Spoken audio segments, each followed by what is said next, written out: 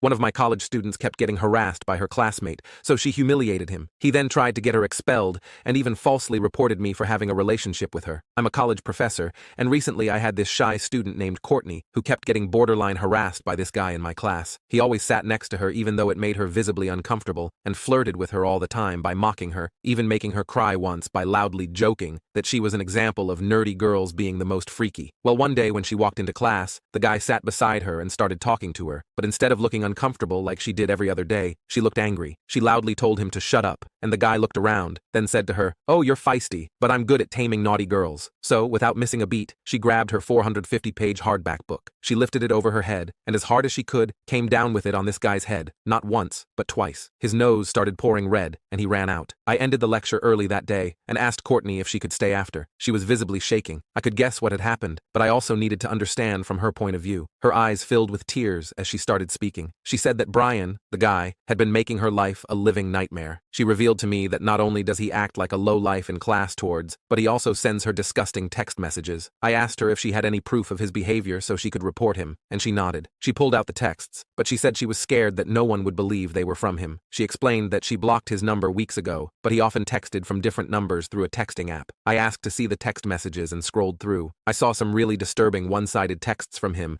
and the occasional "please stop texting me" from Courtney. He didn't just stop at text messages. I also saw explicit pictures from him. He carefully cut out his face in all of them, but that it was him was undeniable. I told Courtney that I would help her, but she needed to provide all the evidence she had. She nodded her head in agreement. She thanked me over and over. The next few days, just as Courtney was about to report Brian, he reported Courtney for violence, claiming she made his nose bleed, and said he had a concussion that could have led to brain damage. He said that her actions could have made him unable to complete his classes for the semester. Courtney tried to explain her side of the story, but they weren't hearing it. The school authorities began to consider expelling her. I couldn't let that happen. I took all of the evidence Courtney gave me and went to the administration. I presented the disturbing texts and detailed the situation. Just as things started to look up for Courtney, something else was brewing in the background. An anonymous report surfaced. They accused me of having an inappropriate relationship with Courtney. My heart sank. This baseless accusation threatened not only my career, but also the credibility of Courtney's claims. The school put me on temporary leave while they investigated the allegations. I was devastated, but I had to prove that I was innocent. Over the next few weeks, my life became a series of meetings with investigators. I had to give them my emails, phone records, and any other communication that could clear my name. Breaking the news that I was being accused of sleeping with my student to my wife was the hardest. She knew that I was a genuine man and didn't doubt me for a second. The investigation was grueling. Then one day, I was called into a meeting with the dean and the head of the investigation team. They told me that they found something concerning. They showed me an email thread that I had with Courtney, and they interpreted my humor as being inappropriate. She emailed me with a couple of questions about the project, and I gave her the answers. She then said she didn't want me to get angry with her, and she had a few that she wanted to ask in person so she could know if she was demoing the model correctly. She joked, saying she didn't want to end up like Eric. Eric was another student of mine who was quite disruptive. He would ask obnoxious questions constantly and tried to be the class clown. After holding him after class multiple times throughout the semester, I eventually had to make him withdraw from the class and sign up for another teacher teaching the same subject. I reassured Courtney that she could never get that treatment since she was one of my most diligent students, and this was true. For every lecture, she came in early, sometimes before I unlocked the room door. She would always ask the hard questions that other students were too afraid to ask, and she would turn in her homework well before it was due. The authorities didn't find the joke amusing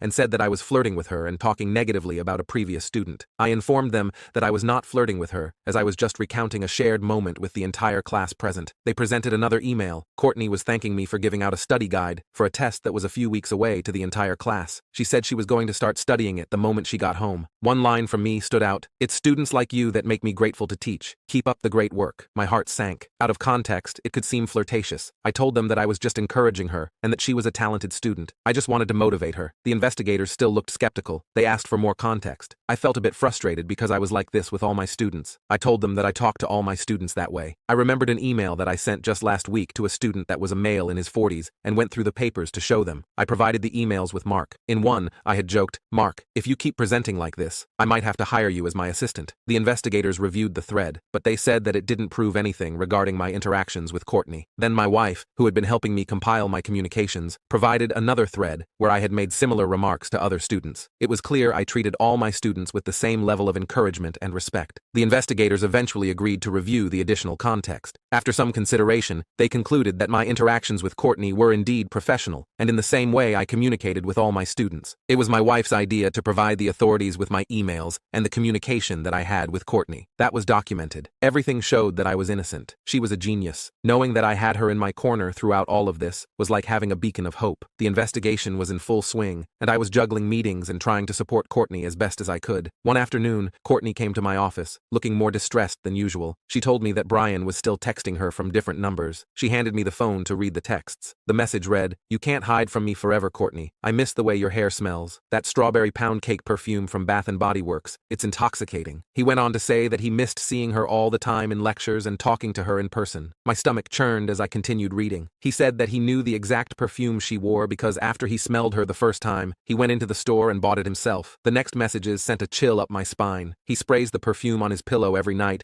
and imagines that Courtney is sleeping next to him. I handed her back the phone and told her that this was more than harassment. It was stalker behavior. Courtney began to break down. She said that she felt like he was everywhere. She couldn't escape him. I reassured her that she would get through this, and we were going to keep her safe. I may not have been a person of the law or a figure close to her, but she put her trust in me and shared something extremely sensitive. Hence, I was determined to do everything in my power to help her out. I told her to stay strong. During this time, Courtney stayed consistent. She continued to gather evidence against Brian and collected witness statements from the other students. They saw it, how weird Brian was treating her in class. Some asked her if she was okay after the incident, and others felt like she should have smacked him well before that time. One student even word for word stated that if Courtney gets expelled for this, he and his friends are going to boycott the university. She maintained detailed records of his behavior. I was more determined than ever to see justice served. Finally, after what felt like an eternity, I was cleared of the allegations. The investigators found no evidence of any wrongdoing on my part. The weight I felt lifted off my shoulders was intense, but I knew the battle wasn't over. Courtney still needed to prove that her actions were in self-defense. The pressure was on for Courtney. The administration was analyzing every piece of evidence, and the stakes for Courtney couldn't be higher. She knew she needed to prove beyond doubt that smacking him in the head was in self-defense, especially when he had the evidence written all over his face. One afternoon, Courtney came to my office with a folder full of documents and her phone in her hand. She told me that she thought she had enough proof to explain to the investigators. Even though her words showed she was ready, the pitch of her voice said otherwise. I looked over everything, and I found something that solidified her case completely. In one of the recent explicit pictures that Brian sent to her from a random number, I noticed a small birthmark on his right hand, and I told her if we could prove that he had that exact same birthmark in person, I was sure they would listen to her. We went to the dean's office together. As we sat down, Courtney handed over the folder to the investigation team. Inside were screenshots of all the messages Brian and her sent, both from his number and the numbers on the anonymous app. She also had written statements from her fellow students who witnessed his behavior and felt uncomfortable around him. She highlighted key messages that show his escalation over time. She showed them how he started with inappropriate comments and then moved to explicit texts. And then she showed her phone and presented the texts from the anonymous number, including the one where he described buying the same perfume she wore. The investigators reviewed the evidence carefully. Each screenshot painted a clear picture of Brian's obsession and harassment. The written statements from other students backed Courtney's claims tremendously. They realized that Brian had shown a pattern of disturbing behavior from not only Courtney, but other female students in the class. After showing the pictures of Brian, she said that he had a birthmark on his right hand and that they could check it out for themselves. She then pulled out something else that we hadn't talked about previously. She showed them a video that her friend had recorded of Brian following her around campus. In the video, you can clearly see Brian lurking behind her, trying to get close without being noticed. The room was silent as the video played. It was unmistakable. One of the investigators finally spoke. They said that it was compelling evidence and that it was clear that she hit him in self-defense. The dean nodded. She said that her response in hitting him was extreme, yet justified. I could see Courtney's shoulders relax slightly. I knew that the weight of weeks of anxiety began to lift. She thanked them, and tears began to form in her eyes as she held her mouth. The administration made their decision. Brian would be put under strict watch, prohibited from any contact with Courtney, and required to attend counseling sessions. Courtney, meanwhile, was cleared of any wrongdoing, and measures were put in place to ensure her safety on campus. As we left the dean's office, Courtney thanked me profusely and told me that she couldn't have done it without my help. It felt good to get my student out of some trouble so that she could finally feel safe attending class. I smiled back at her and told her she had worked hard, and now it was paying off. Courtney nodded. The ordeal had been grueling, but she had proven her strength and resilience, and as her professor, I felt honored to have stood by her side. I was reinstated, and my return to the classroom was met with warm smiles and relieved faces. Courtney and I maintained a cordial relationship and kept our interactions strictly professional. Despite the challenges, I was pleased to have supported a student in need and to have cleared my name. Weeks later, as I graded the final exams, I wasn't surprised to see Courtney's name at the top of the class. She had not only survived the ordeal, but had also excelled excelled academically. On the last day of the semester, I returned the graded exams. When I handed Courtney her paper, she took a breath of relief. She had passed with an A. The experience left a lasting impact on both of us. Courtney found some relief in the resolution, slowly returning her confidence. As for me, I gained a renewed sense of purpose. My role as an educator was not just to impart knowledge, but to protect and support my students.